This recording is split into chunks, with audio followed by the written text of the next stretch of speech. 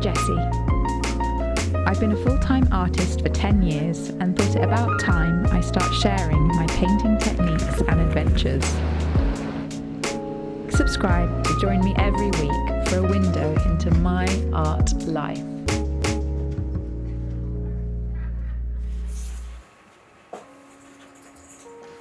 As a painter, I had a general rule for a big part of my career, which was to dislike white canvas and white paper. Usually when I was painting, I would prime the surface with a bowl ground just to eliminate that white because I found it so gleaming, so pure and so distracting. I could never quite sort my thoughts out. I was just wanting to get rid of the white as soon as possible. But there's something so refreshing about the arrival of spring this week and a new, fresh, crisp piece of paper where I can spend a lovely chunk of time just focusing my thoughts, and with the oil-primed Arche paper, I feel like I can create a hybrid of painting and drawing with the oils so I can work through ideas fast and also explore playfully, not worrying too much about ruining a canvas with making mistakes. I can be inquisitive with this piece of paper, and I'm excited to share this journey with you today in this episode of Art Life. So I usually start with a lemony yellow. This is Naples yellow with some warm white, just to kind of gently sort of organise in my head where I want the light source of sun to be. I really didn't have an idea of what I want from this piece, but I feel like I wanted it to be meditative, and a happy sunny yellow was where my mood was. It's not overly bright. There's a softness which I like to this particular shade of light, genuine Naples yellow. It's also very amenable to adding darker colours later, whereas on paper, if you start dark, you can never go back. It's almost like watercolour in that way. It's best to kind of commit to the darker colours later on in the composition, and for now, just focus on where I want the kind of delicate studies of light.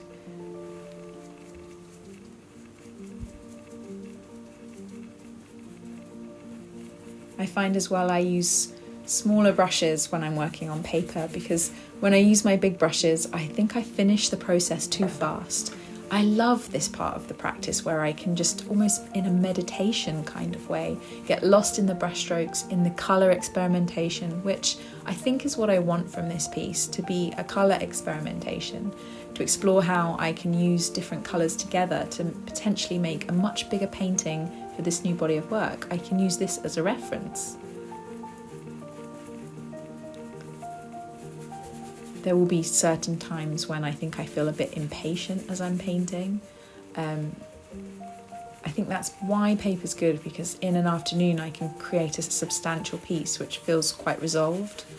Often with oil studies on linen, I can just lose myself with the fact that I feel like I'm not making progress fast enough, and it can be quite disheartening. So the really beautiful thing about paperwork is that you can understand the vision of what you're trying to achieve relatively speedily.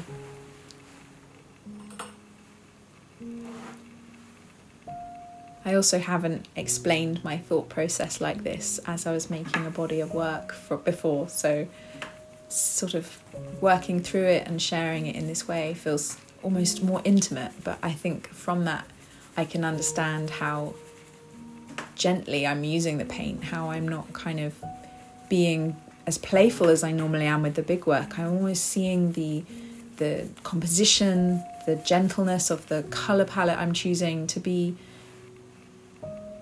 softer, and I'm going about it almost like I would dawn. I want it to feel kind, and I want it to be kind to me, if that makes sense. I don't want to just make a crazy mess and see what happens. I'm trying to add a little bit more of control with myself, because before this piece I'd done a few paintings which weren't coming out right.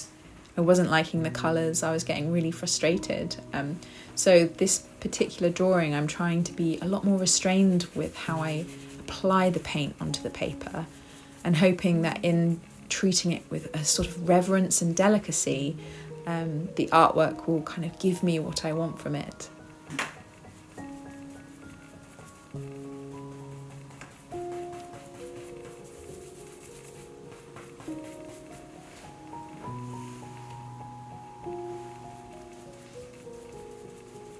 think being alone in the studio for long periods of time, I'm much happier with my own company, and I do see the works themselves as more of characters. They become animated, and I develop conversations with them, not just with the paint I'm using or the brush strokes or how I'm applying the paint, but the work itself. I don't know what this work is going to look like right now. I'm not working from any of my previous drawings or previous paintings or colour studies I've done in nature. I'm really just feeling what I'm attracted to in like the moment.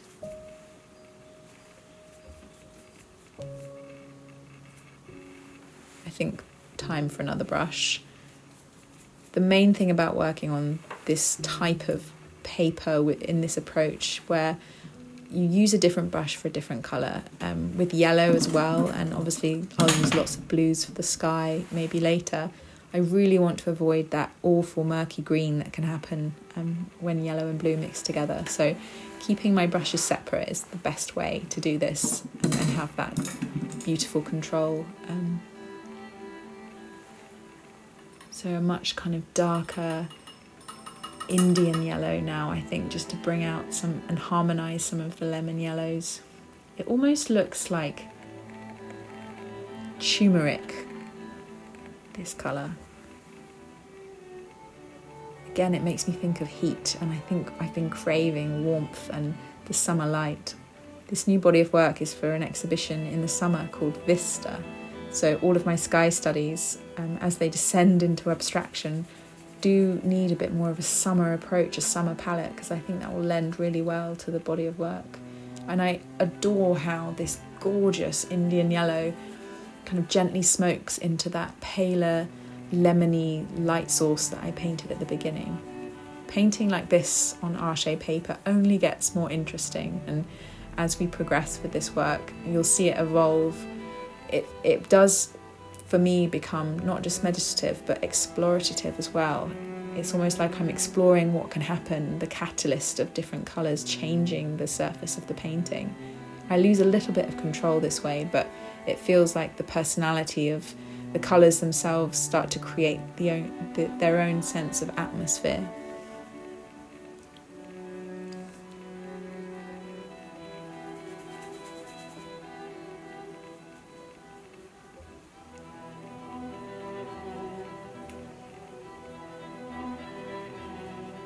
Having your work around you as you're painting is one of the loveliest things about having a studio to yourself. You can have thoughts about different paintings, step away from them and see them in conversation to each other.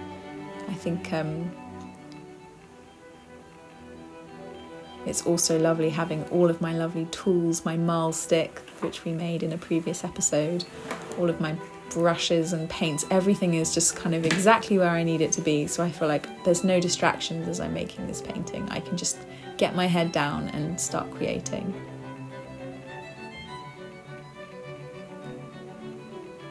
The tonal changes of the paint as well are a very key element to my application and my style and technique as an artist. I think blending the paint, the oil blending, is one of the most mesmerizing parts of my practice. Blending oil, applying it and then blending it, it's just alchemy. And I think a big identifier of my work is how I blend the paint on the canvas. I think it does identify my landscapes and my style particularly, because I like that softness. I find there's maybe a slightly feminine motif in how I blend and the colours I use, but I'm in the territory of romantic landscape painting at the moment. I've worked in territories like phenomenology or the sublime in the past. I've done countless kind of conversations and had lectures with myself about not being too romantic as a Suffolk landscape painter, but I am aware that I fall in that territory, so I'm deciding to embrace it and be playful with my lemony yellow colours and joyful, because I am just in a very good mood at the moment. So I feel like I want to celebrate that with yellow and just a kind of joyful palette. After so many months of cold winter, lots of brown, greys and blacks, I think just to have a crisp yellow is the most refreshing thing I could do for this paper study. And that's the key feeling I want to share as I'm doing this. I want it to feel like a refreshing drawing, that there's a celebratory love of colour here, but also a delicacy with the mark making and the smoky sfumata of how I'm kind of blending the colours on the paper. I want it all just to feel like my love of the paint comes across.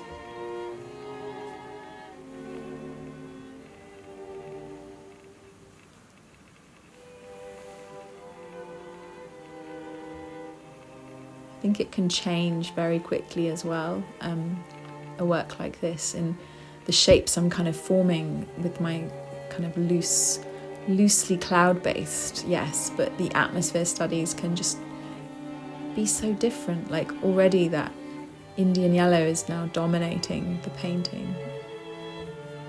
I think I kind of want to start to think about using contrasting colours soon, because I could totally just fall in love with this yellow and just paint an entire drawing of just yellow.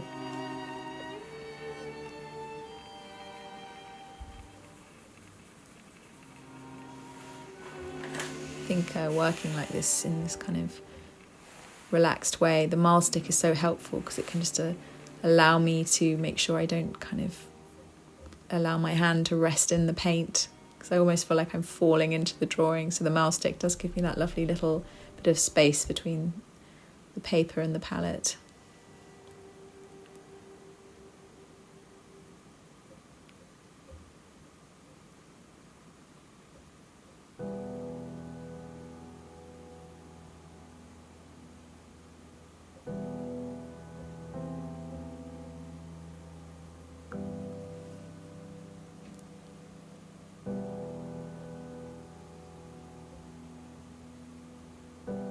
Sometimes I would add masking tape around a drawing study on paper like this, so I could have a crisp edge around all the marks I make. But for some reason I like that this work is quite organic, how it kind of is bleeding into the white, slowly eliminating the white paper. It feels like it's growing into itself, and I kind of didn't want to add the straight lines of masking tape to that. I like to feel that there's a freeness to the gestures. Gesture is, I think, what this particular work is all about. Well, what my work is about anyway, but I think having that amazing, beautiful surface, that clean white paper surface, it feels like there's a lot of space and for me to contemplate my marks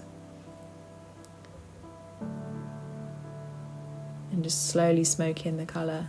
Always taking time to kind of pull back and look at the work and look at the colours.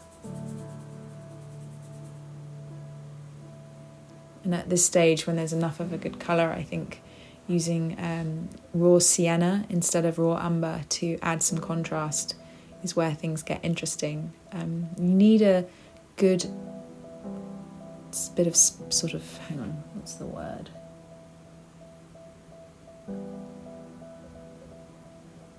You need a good scale of dark to light colours. Contrast is so important with atmosphere studies because it's how you create depth. It's how you pull the viewer into different spaces in the composition.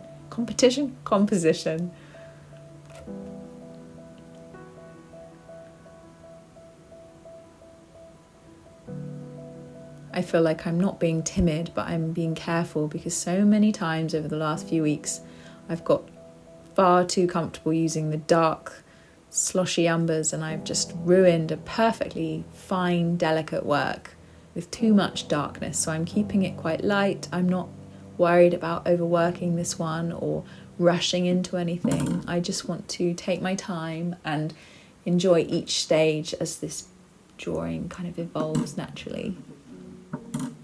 My palette as well, I've had this palette 10 years. I got it in Jessie in Florence as an art student, and it's travelled the world with me. It's been sanded back and re-varnished, and I just can't bring myself to ever want to use another one. I feel like it's lucky. I'm slowly losing the space on the surface. I should really be working on glass with a white kind of base, just to really have the amazingly pure colours, but I am maybe superstitious, but there's something about this palette. I've created every painting I've ever loved with this palette, and I think, like, sometimes I get overly attached to certain brushes. I'm definitely overly attached to this palette. It's probably my favourite thing that I own.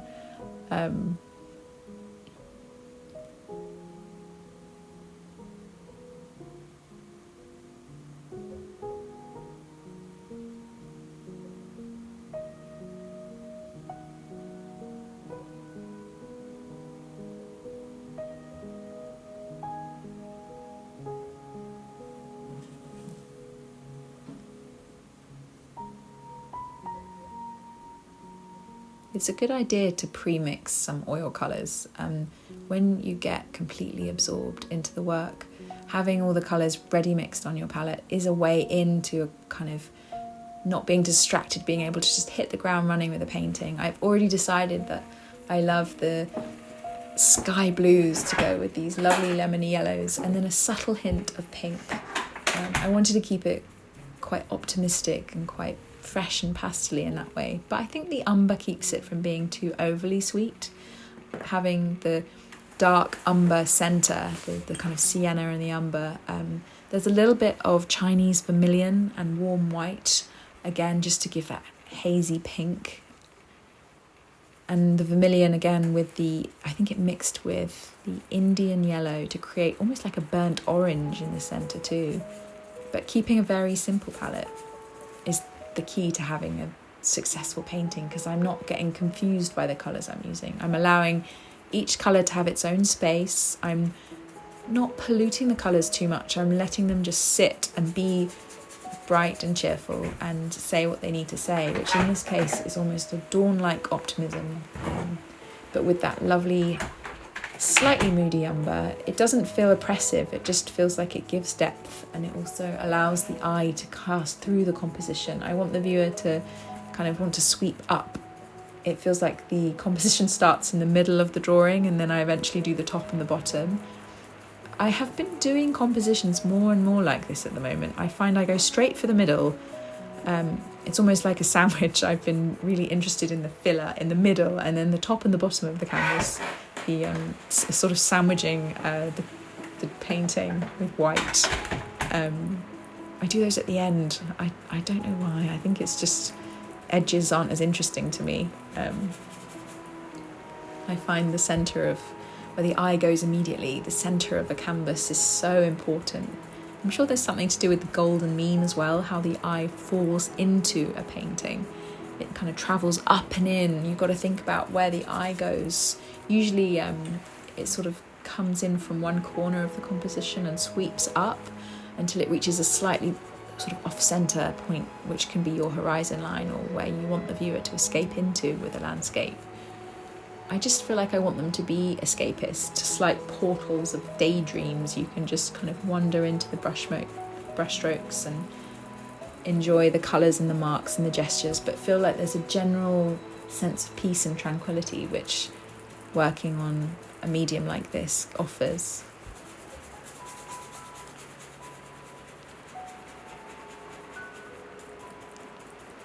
I also want to tell you that it is freezing in the studio, and my toasty boiler suit, which I bought on Amazon a few months ago, I think I shared with you the link of where I got it. I think it was just a regular quilted boiler suit on Amazon for like £30.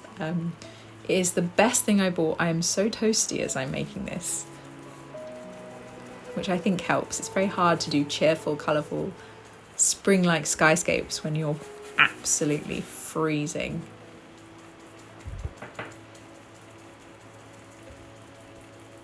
Maybe there's some of that coolness in some of the blues and some of the whites. I didn't realise how much white I've been using recently as well. I never used to use white. I used to find it would eliminate all the transparency and make everything so pastel-y. But for some reason on paper, I guess because of the white is already there, it just feels like it can lift and fix mistakes. I think I use white to fix my mistakes. Maybe too much. Maybe it's a sign of lazy painting and I need to get better at not relying on white so much. But some of the lovely smoky greys you get with that sky blue and some of the vermilion, Chinese vermilion pinks, Oh my gosh, they're just so addictive to look at. I like Chinese vermilion and white to make a pink, because rather than just using a Quinacridone rose or one of my lovely Michael Harding pinks straight out the tube, it feels slightly earthier. Chinese vermilion is one of the kind of original reds, the kind of reds I associate with the Renaissance. It does have a historical kind of context, and I think I like using paints that have history in my practice. The genuine Naples yellow with the Chinese vermilion, maybe lapis lazuli for the blues.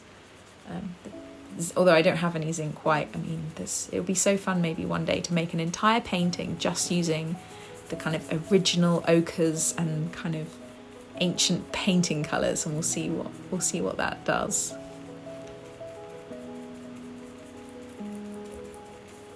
I think it's so easy to hide behind colour when you don't know what you're doing in painting. Sometimes I've been guilty of it, where a painting's not going well, so I just slap on loads of colour and hope nobody notices that I kind of lost the plot with the painting. So this is kind of what I'm trying to do here, is that yes, I've got the kind of key yellow, blue, pink blocks of colour, but I want it to all feel like it blends together well and it to feel considered. I'm really being restrained. I'm only using maybe 4 or 5 colours and mixing them on my palette. I don't want to overwork this study. I want it to feel very delicate.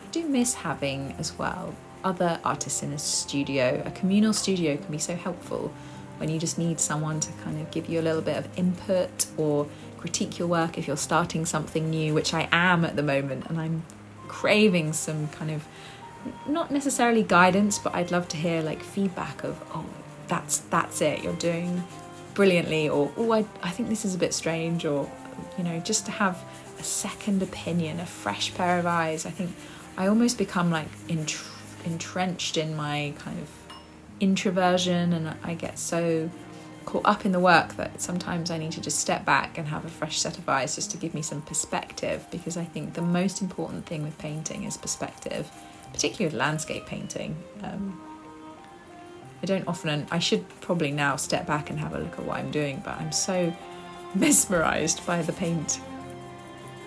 I know now that if I stop and have a break and a cup of tea, I won't start again, so I just kind of forget everything, and all I want to do is just keep exploring what I'm doing with the different parts of the drawing.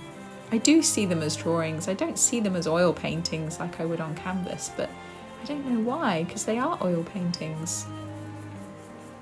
Maybe I'm doing them a disservice just because they're on paper. It's the most beautiful paper, Arche paper.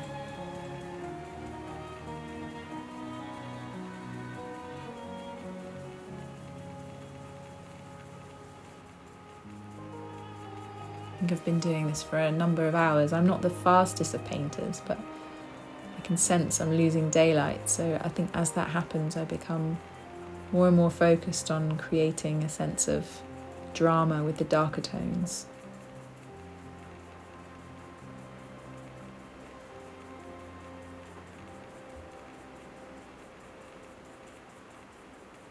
I might not necessarily keep the whites and the kind of pale yellows. I can always go over them later, but the thing I'm most interested in is how different brush strokes, different movements I'm making with the brush. I'm not just blending everything like I would do in an airbrushing way with a big brush where you just kind of smoke everything. I'm trying to blend everything in a considered way with smaller brushes, which takes a lot longer, but I think the final effect will be well worth it.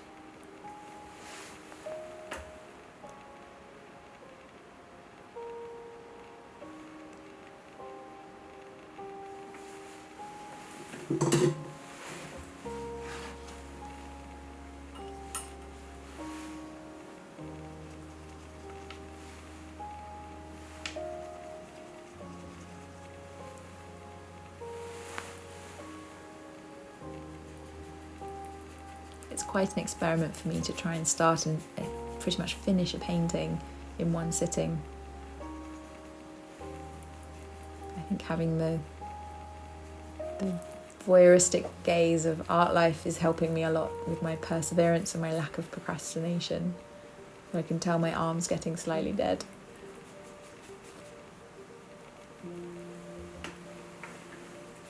Normally I'd stand up painting. There's something quite nice about sort of, I feel like I'm in a den. I've got my palette on my lap and all my brushes there and the cameras around and the lights. It sort of feels very much like a performance, actually.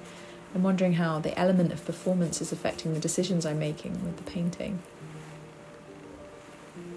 It'd be so awful to have to show a really bad painting at the end of this Art Life episode. I feel like that slight pressure of wanting to do something that's at least, if not good, but at least helpful for my painting and can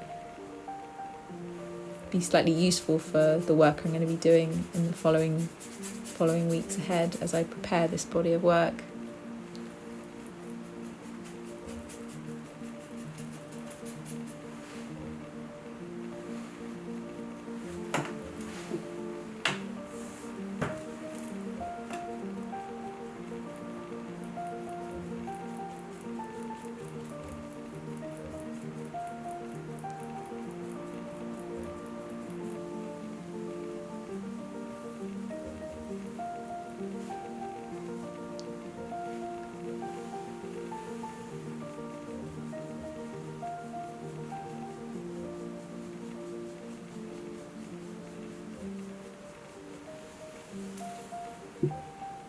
Again, blending with small brushes, it feels so finicky, but there's something contained about it which feels like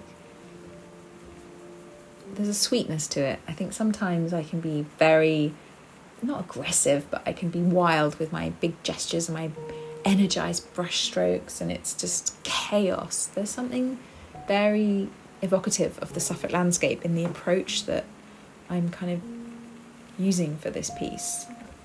There's a gentleness to the landscape on the East Coast. The light on the East Coast where my studio is diffused. There's a softness to it. There's a spring kind of delicacy and refined harmony to it. And maybe that's what I'm trying to achieve with this piece, a certain sense of harmony. Although as I start to mix the yellows into the blues and it all goes green, my perception of harmony does disintegrate quite rapidly.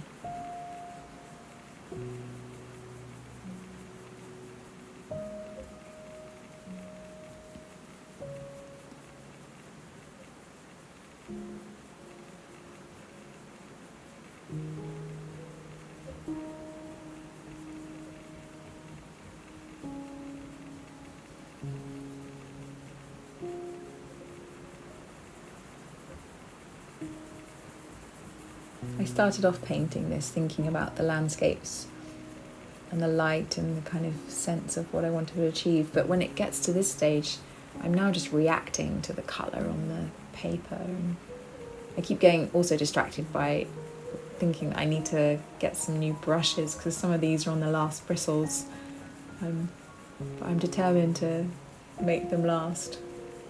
Tools are really important in your practice, like having the right beautiful paint. I'm very lucky in that I use Michael Harding oils, and they make my job so much easier because the colours are just so vibrant, and the quality of them as well means that I'm not working against my tools, my mediums, they're working for me. The Miles stick now is really handy because my hand is getting very tired, so having some tools in the studio just to help keep everything as easy for you as possible is the best thing. I'm working on just as well a bit of plywood I found that Rafe cut up and sanded back, rather than working on a kind of desk, because I like working vertically rather than horizontally. I'm not working with a lot of linseed oil. I'm using a tiny bit of linseed oil just to mix some of the oils, but I'm really not using much because I don't want the paper to absorb the medium. I want to be able to treat it like I would a canvas. And the Michael Harding oils are so pigment rich that I don't really need to use too many thinning agents and solvents. I can just use the paint directly on the paper, which prevents it from getting too kind of overworked.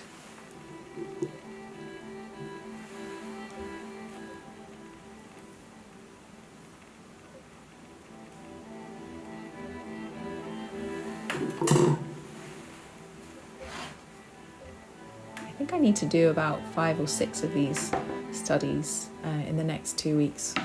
I mean, maybe that's a bit ambitious, but to have them framed in my exhibition would be a really nice touch, so it's not too polished. People can see some of my more smaller scale work, some of my more rapid studies of colour and texture and light and form. There's something maybe slightly more approachable about a work on paper.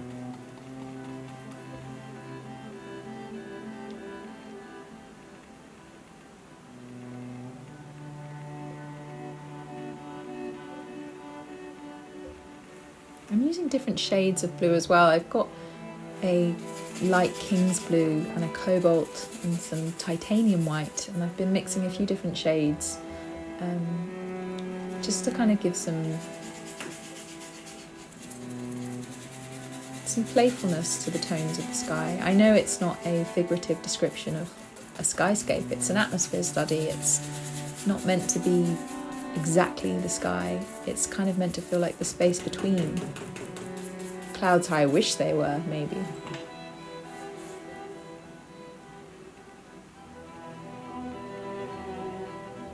As I get slightly lazier and tireder, I sometimes use paint straight from the tube without blending it and mixing it, just when I need to cover a big surface. I tend to do this sometimes with umbers or blues, just when I need to fill in some space, and I'm definitely finding the white at the bottom of the Arche paper slightly distracting, so I just want to get rid of it, just so I can stop feeling like I'm filling in blank spaces. I want to sort of feel like I can play with the nuance of shade and light, and I want it to feel dominantly blue, this piece. I love this kind of sky blue, and now we're into spring. There's lots of blossom on the trees, light pale, almost anemic blues, yes, but it feels like summer is around the corner, and maybe that's what this piece should be for me, an optimistic invitation for summer to arrive that much sooner.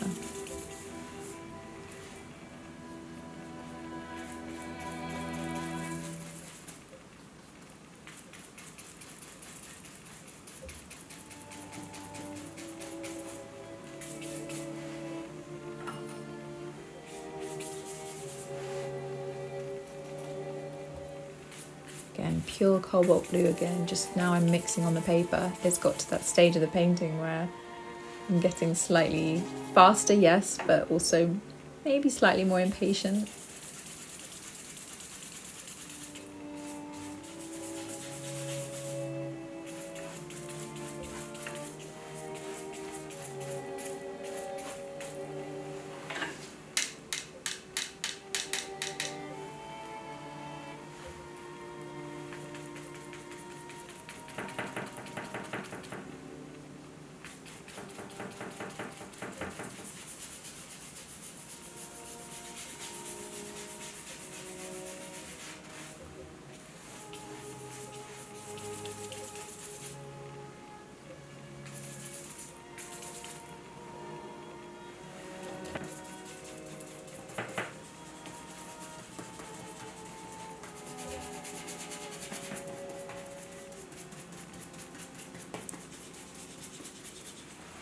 I rarely use a palette knife directly on the surface, but I think when I'm doing a study continuously, sometimes a palette knife feels so much crisper than a paintbrush, and it just lets me have that much more control over what I'm doing. I can take paint away from the canvas, I can apply it thicker, I can be slightly more savvy and snappy about my brush strokes, well, my palette knife strokes. Some artists just use palette knives for their painting, and it's a really bright, crisp cleanness to using a palette knife because you've got that lovely edge. I think I'm on the last of my white paint, so squeezing out every last drop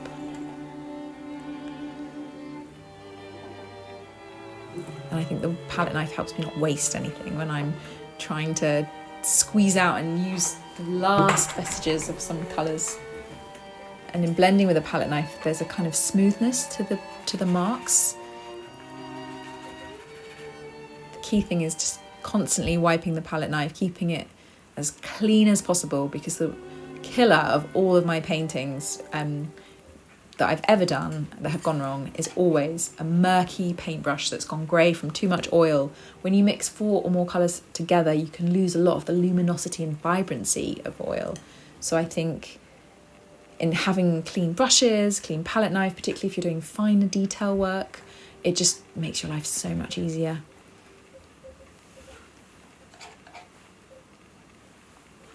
Now that 3/4 of the composition are filled, there's a lot more confidence, I think, in my approach. I'm feeling much more playful. I can just kind of be faster and more kind of inquisitive about my brush strokes. I might even use a bigger brush to blend some of these away, some of these kind of edgier marks from the palette knife, but it's so lovely just to see the bottom part of the drawing filled. Yeah, I think I want a bigger brush just to smoke some of those palette knife marks away. It'll kind of create, again, a sense of smoky mistiness, which I love. And blending is such an important part of oil studies. You can just feel like you push everything into the distance that much more, and it makes it feel that much more realistic and elemental when you smoke paint like this, particularly with skyscapes. I think it's my favourite part of skyscape painting, is the smoky blending of the clouds. I feel like I make everything slightly more dreamlike, which is exactly the effect I want to go for. Although you can overblend and then your brush then gets too much of one colour, so I do tend to have a couple of flat brushes on hand for different parts of blending. Some of these are actually priming brushes. I find when I'm doing a lot of blending, I tend to do it all at once, so I'll just paint and paint and paint, and then suddenly blend everything, and it'll just completely change the composition. It'll turn into an entirely new atmosphere study.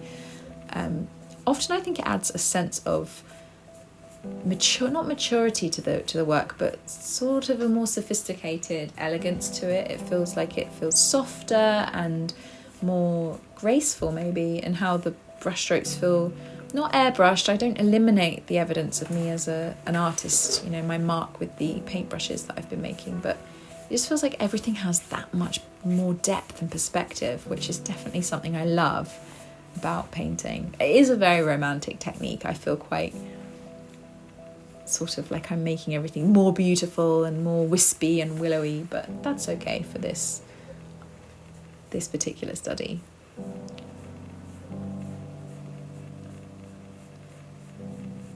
Though often I oversmoke and then I have to spend another 4 hours trying to get back some of the definition and detail, which I think is what I love about painting, the pull and the push. You have it all, it looks amazing, and then you do one mark and it ruins it and you've lost it. And then you spend so much time just trying to get it back to how it was, and it never quite looks kind of the same, but there's no way you would have left it in the beginning, because the whole point of, for me, this journey with oil painting is the conversation with the paint and the marks and the composition, the discussion I'm having in my head about how to approach this composition, how to get the effect I'm looking for, which in this case is a sense of depth, yes, but of inviting the viewer to come hither, to come explore the surface of the paper and feel like it creates a sense of lightness and fun atmosphere.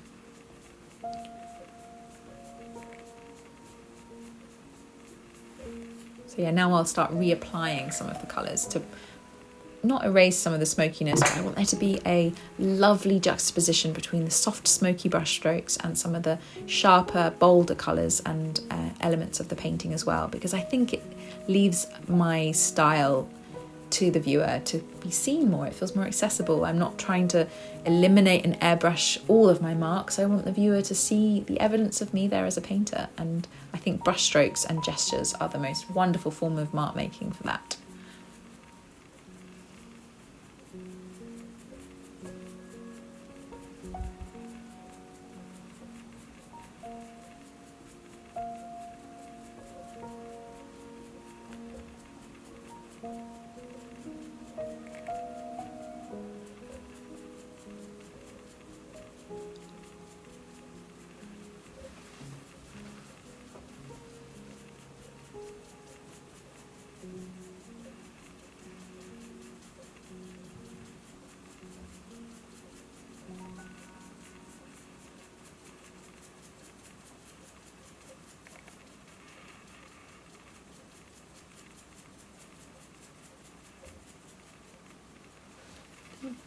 big thing I keep telling myself in the studio is not to rush, not to wish away any part of this painting process, because each stage is so vital and so important. Often the underpainting, the early layers and structural decisions you make with a painting can have huge, profound effects on the overall piece, even though you don't often see what's underneath the layers of a painting. I think really enjoying this stage of the work is key to feeling like I make it easier for myself. When I rush through a stage, I feel like I can never quite catch up to what I originally wanted to achieve with the work. Often I start a painting with one intention and go on a massive tangent and end up with an entirely different work, which isn't necessarily a bad thing, but there's something quite disciplined and satisfying about committing to an idea you have. And that's why paper's so good, because you can commit to an idea and execute it relatively quickly. And it helps you progress that much faster with this decision making with a body of work.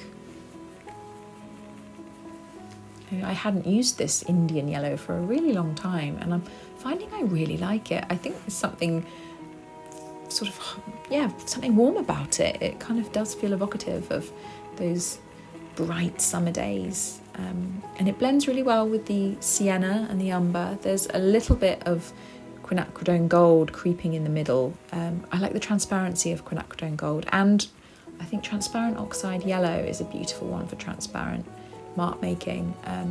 We've established that white and blue eliminate all nuance and are just much more opaque.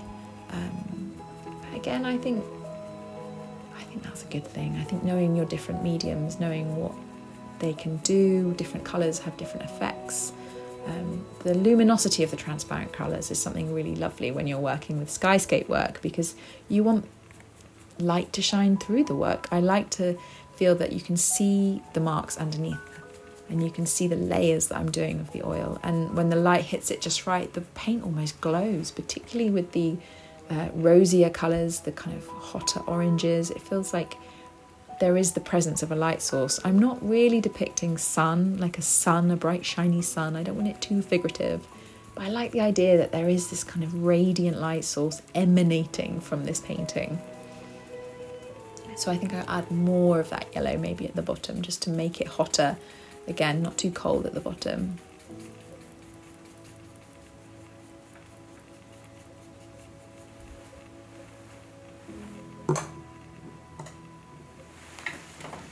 And I like where it's going. I don't think I had a particular image in mind of something very voluminous and kind of heavy with the clouds. I wanted to keep it quite fresh, and I think at the moment it's definitely looking fresh. Again, keeping the palette quite straightforward, blending a lot of my colours on the palette before I add them to the paper definitely saves me time and from making mistakes. I do feel like a slightly funner, hotter grey, not something like a grey which feels like there's some vermilion in it, a little bit of the sienna.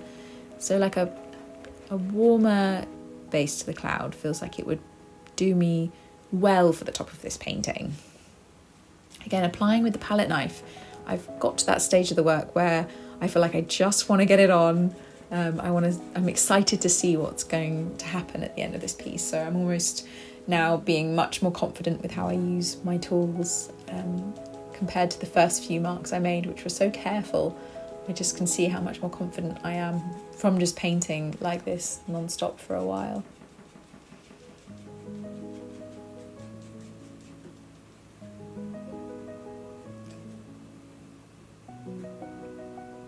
It's around this time of a painting that I ask myself, does this painting have a name?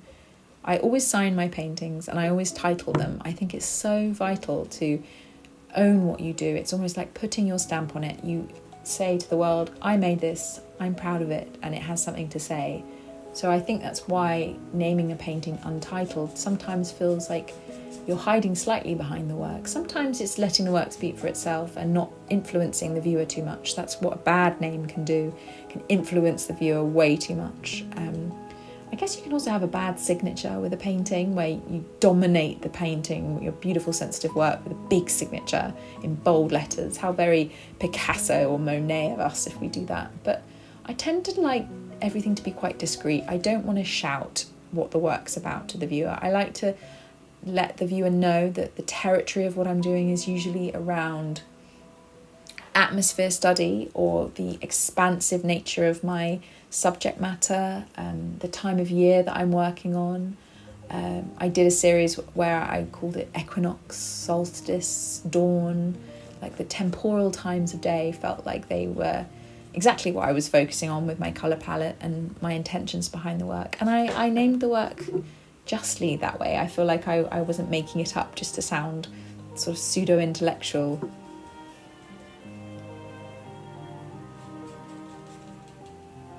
Maybe I'll call this work Spring Around the Corner.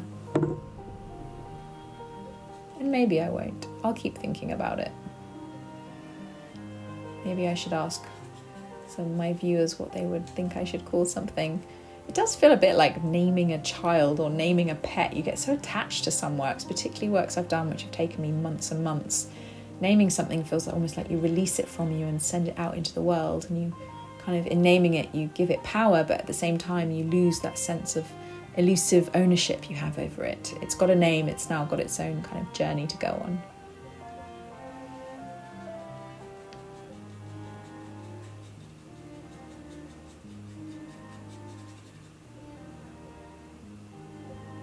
I used to name some of my works at university when I was doing my master's obscure random names in reference to classical islands from the Odyssey. I think Aeneas, I think was Circe's island or Calypso's island, and my teacher said, look, don't be too complicated, just keep it simple, which I totally get was his opinion, but I did secretly agree with him.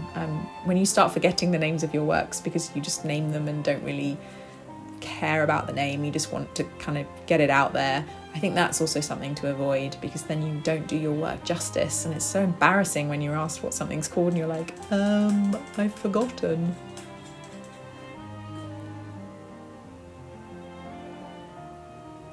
I did a painting called Whimsy a couple of months ago, and my sister Alex, who's also got an episode of Art Life where we shared a bit of her practice with you, she did a work and she named it Whimsy as well, and it's so funny, we didn't consult each other, we just were horrified and delighted to find that we'd named two very different pieces of work Whimsy at the same time, and we decided that we must have been reading a book together or watched something or been on a walk together where we were talking about the whimsy of nature and light, and it just stuck with us. Often things do stick and linger when you're painting like that, and I think whimsy must have been the word of the painting. I'll have to dig that painting out. I'm not sure what I've done with it now. Sorry, I digress. I often do get a bit lost in thought when I'm painting. I should be just thinking about the work, and I am, but my mind is definitely slightly wandering. I start to think about all sorts of random things. At this stage, I'm definitely thinking about when can I have a cup of tea? Soon, I hope. Because that's the best part of painting, is when you get to have a break, pause and admire and look at what you've done and absorb it. Reflection, I guess. Reflection's also a good name for painting.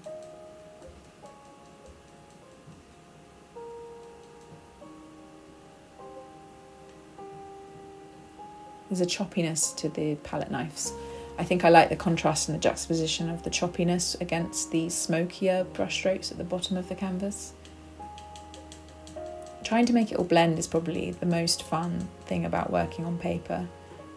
Because if you overwork paper, the paper will tear, so I have to be very confident in the decisions I'm making. Once I make something blue, it stays blue. Once I make something heavy with darker umbers, that's the colour it's going to be. It feels like an approach that I used to do with watercolour. You just have to be slightly more clear about what you want and where you want to put your colours, because you can't work into it like you would with an oil on canvas study.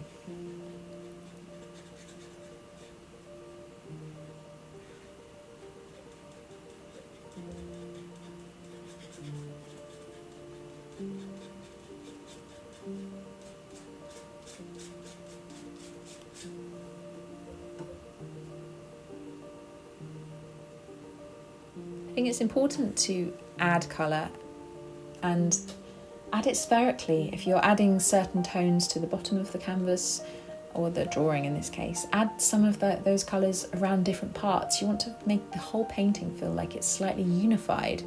If I'm mixing a certain blue, and then I want to make a purple, I'll use the same blue in the purple. I want there to feel like the presence of a certain colour echoes throughout the rest of the composition.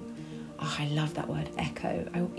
Using colour so it echoes and resonates through the whole composition makes a painting feel unified. To me, anyway.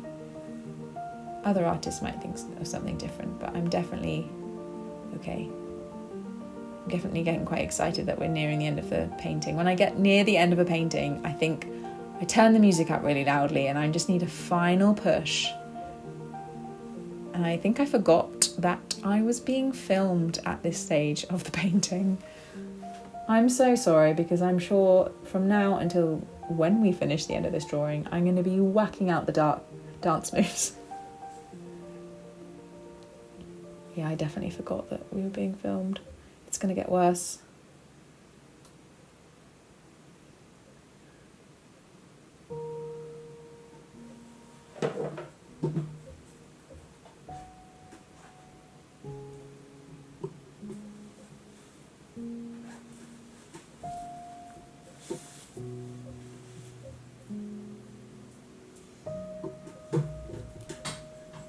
Maybe getting lost in your sort of work is one of the best things about being a painter, being so lost in your head, and I think that's when it gets really fun. You feel like the movement of what you're doing.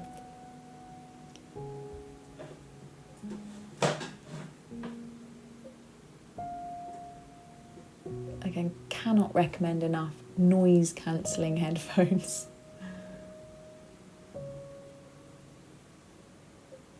Noise cancelling headphones and an adjustable easel. Two things I don't think I could live without. I feel like I need to bring some more of what we're saying, the echoing of colour, more of the raw umber and raw sienna into the top of the composition. I feel like there needs to be a bit more brown. I don't want it to be too wishy-washy. I want there to still feel like there's a little bit of contrast and grit in the choices of colour I'm using.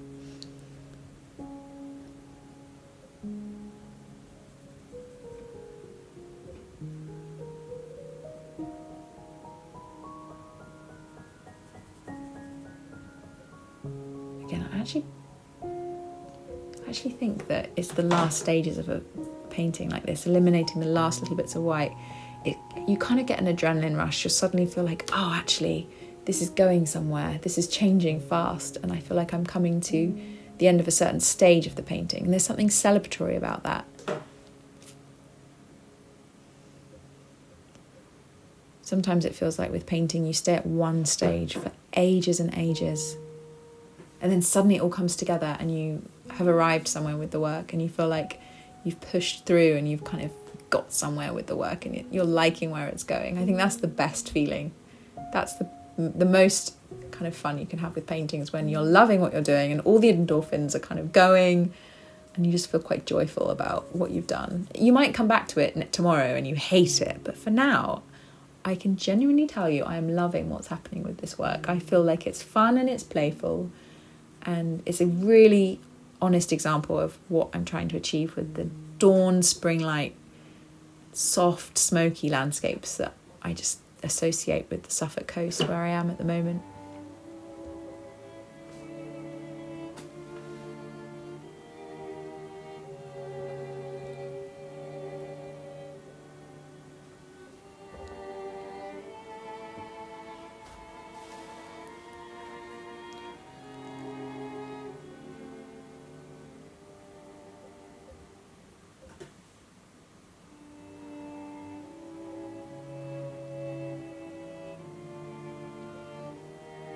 The clocks went forward for the British summertime this week as well, so although it's going into evening, I feel like there's still so much more time in the day. I think that definitely has such a big effect on my mood. I feel like there's more time to do things. There's more hours in the day. I have just a renewed sense of energy, I think, with the work. I've definitely put on one of my summertime playlists now because I'm coming to the end of this painting and I know I'm trying to find the perfect song to just get me to the end. Maybe I should make an art life playlist for different stages of painting, a paint-a-thon playlist. I'm sure I've got one I could share. Maybe that's something I will consider but when people need like a boost, I definitely needed a boost at this stage of the painting. Just that last little push with the work, just to make me re-energized with my colour choices, a bit bolder in the choices of kind of earthier tones I was using. It is strange to use earthy tones in the sky. You think you should just use blues and whites and yellows, but there's something delicious about using, you know, reds and browns. It feels like, although it's earthy, it still feels like it has a sense of atmosphere.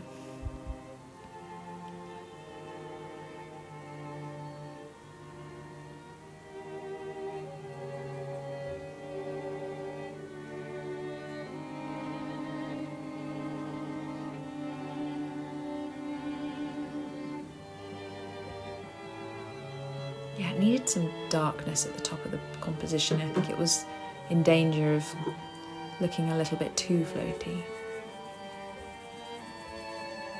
Obviously very happy with that brush stroke, as evidenced by my dance moves. Oh my god, I really did forget that the camera was on. Oh well, go with it, guys. I hope anyone who paints also dances. Dancing and painting. That's... Okay, I'm now standing up, so I think really getting into the last moments of the work. Normally I would paint standing up. I think because I was doing something slightly more in need of control, sometimes sitting down helps me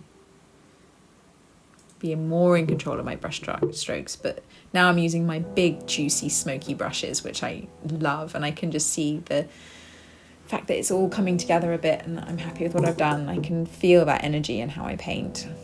Hopefully you can see it too. I mean, you might not see it. That's okay if you don't. It's all very subjective. I think art is so subjective. I've got to be really careful of not overly thinking about the viewer when I make something, worrying, is this good enough? Do you think this will sell? Will this be good enough for my exhibition? There's something so fun about making something for yourself, just inquisitively trying to explore an idea you've had about colour and composition, and not overly worrying too much about the end result, because I think often we stifle ourselves with worrying so much about how something's going to come out, particularly if you're like me and you're a self-employed artist and you're a bit of a perfectionist. Everything you do, you want to be completely perfect. That's the beauty of working on paper. If it's not perfect, it's not the end of the world.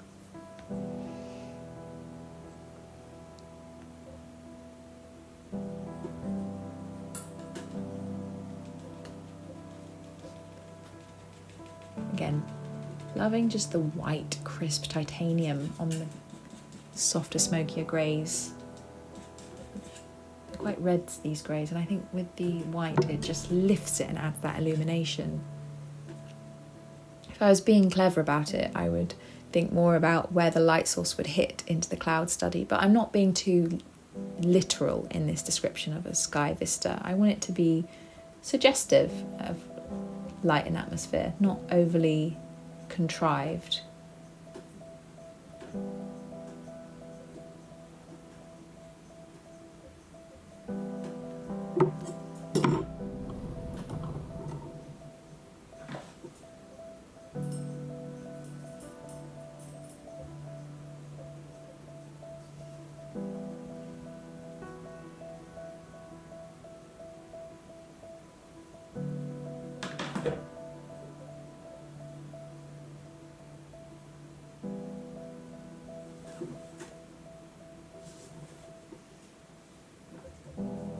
Again, sometimes I use the linseed oil just to clean the hog hair bristles on my brush. The palette gets a bit messy after a few hours, so you start to lose some of the clarity of some of the pigments you use. But I think keeping my brushes separate this time, and how kind of meditative I've been and careful in my application, the painting isn't very murky at all, so I'm very pleased with how it's kind of gone as an experiment. I'll definitely be trying this approach again.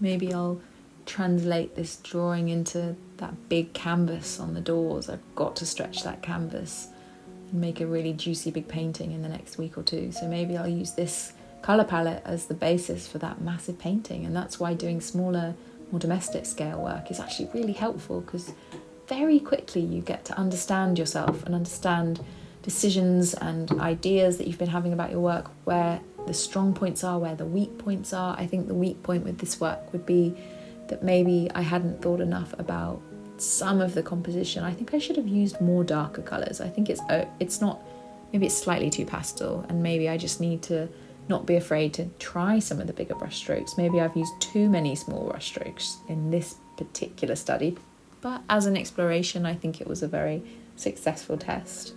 There's something nice about hunkering down when you're a little bit cold and in this sort of, it is snowing outside. I don't know if I told you that. But the small brushes kind of reflect the mood. I think often in the summer I only want to use big dramatic brushes. It's just maybe seasonal, and it's okay. Like, there's no right or wrong. Everything, it's still the same hand that's creating the work, but it's amazing how different brushes give you completely different results. I get some of my brushes from Jackson's Art Supplies, and a few of them I got from Rosemary's brushes, and one or two from Atlantis in London as an art student, like 12 years ago. And if you look after a good brush, it will last you so many years. I think it's just having a vast range of flat head brushes and bristle brushes, fan brushes, blending brushes, priming brushes. We did an episode on Art Life called Which Brush Do I Use for Oil Painting? If you ever do need just to have a look at some different brushes, go and have a look at that episode, because we do go through just the different effects a different brush can give you. And from synthetic to more traditional, like hog hair, you can get squirrel hair for some watercolour. I mean, I think that's a bit unnecessary now. We've got some amazing synthetic brushes available for people who want to be a bit more kind of animal conscious. And that, the technology we have for our art tools compared to what artists would have had a few hundred years ago is out of this world. So I'm just so grateful as an artist to be living in this time with the kind of opportunities we have for different mediums and tools. So yeah, maybe I'll do another episode about blending with brushes and the different brush techniques you can use to get different effects. I think I've used a lot of filbert brushes in this episode. I'll make sure to list some of the materials I've been using at the bottom of the comment section. So if anyone is interested in just doing some oil painting or wants to know where I got any of my mediums, do let me know. I'm happy to share everything.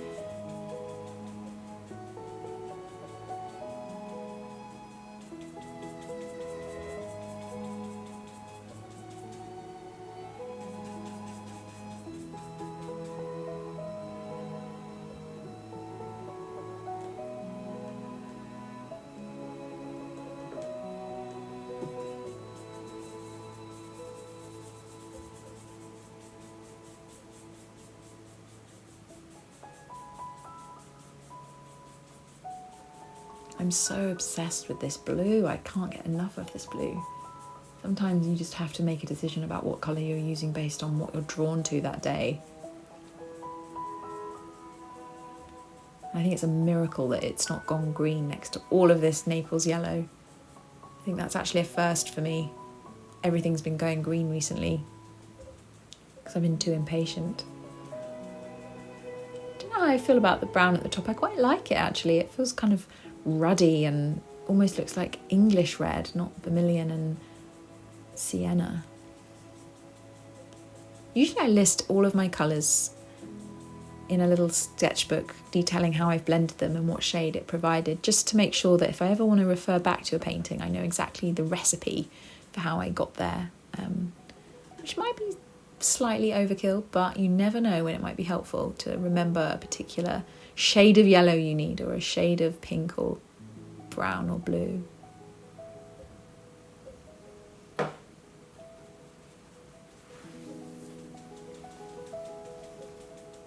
I'm not so worried about the definition at the top and bottom part of my composition. I love that the real hyperfocus is in the middle of the canvas, and I can't stop dancing and bobbing my head, which is probably an indication is that I've been sitting here too long and I need to get up and have a bit of a break.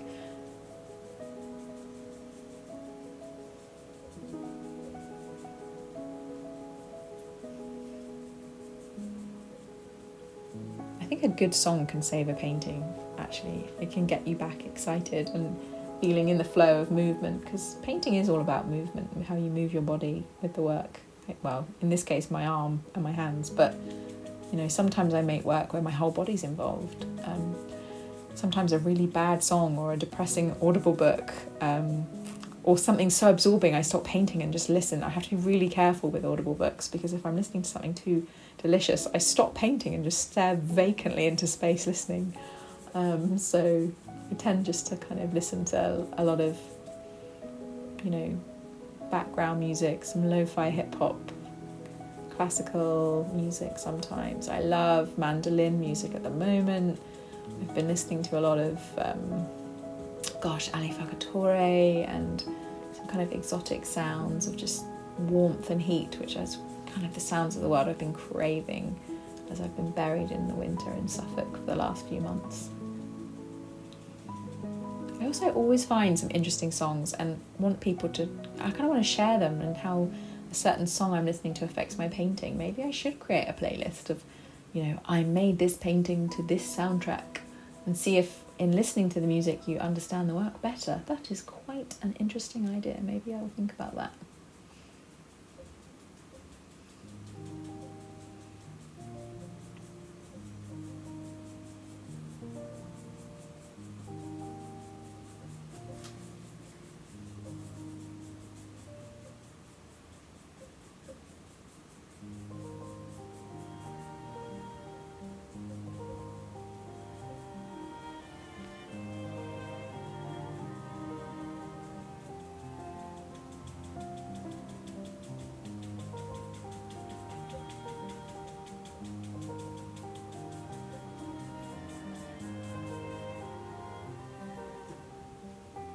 I think at this stage of the painting, I start to know that if I change things too much, I'll be going backwards. It's best to kind of arrive at a certain part of the painting composition and just enjoy where you are and feel like you've arrived at kind of that midpoint, and just to then step back and leave it for a bit.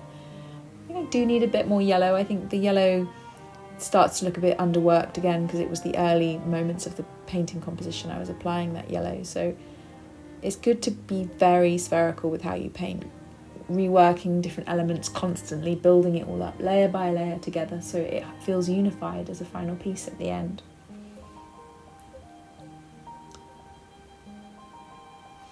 I also wanted to say that it's okay to take off paint, usually with a rag or turpentine if you overwork something. I tend not to do that with arche paper because I don't want to erode the lovely paper underneath, but with canvas often I would work into a work for hours and hours, and then if it's not going right I would just get a kind of rag and wipe it all away and then rework it.